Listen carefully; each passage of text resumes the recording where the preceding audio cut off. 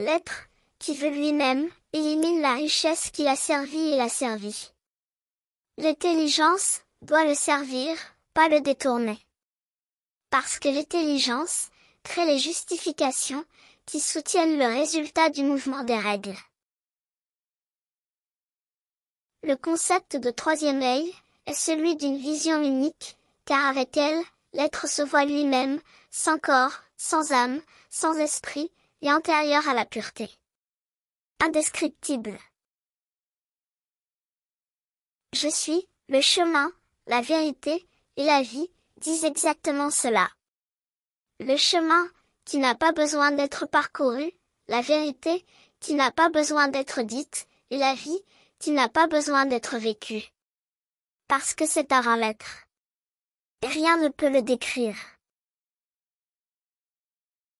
Relativiser l'être, à la taille de la forme, ou de l'étiquette, c'est la grande et unique servitude. Le philosophe, qui se penche sur la compréhension du mouvement des règles, c'est que l'élimination des règles est l'élimination des vertus, par conséquent, de la nécessité des flacons et des étiquettes. L'être reste, et il n'y a rien de plus perdu que l'esprit. Lui donner la bonne direction est un chemin de libération. Il n'y a aucun être qui n'ait le plein pouvoir de se libérer. Le philosophe se demande, en quoi je me transforme, à mesure que mon corps se transforme?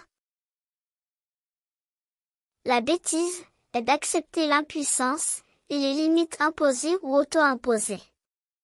La connaissance est la seule chose qui ne quitte jamais l'être. Le tout et ses parties est la plus grande contradiction imposée à la connaissance. Éliminer le tout en éliminant ses parties, grâce à la connaissance du tout et de ses parties. Le divin n'est pas la somme de ses parties.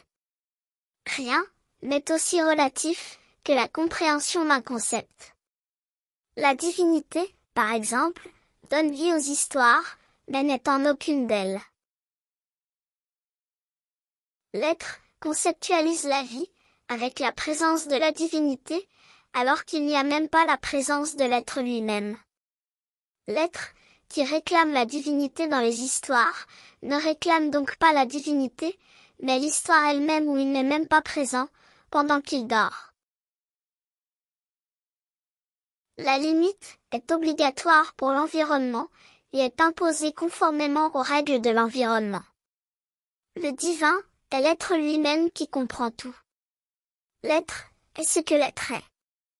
L'être est l'être sans limite.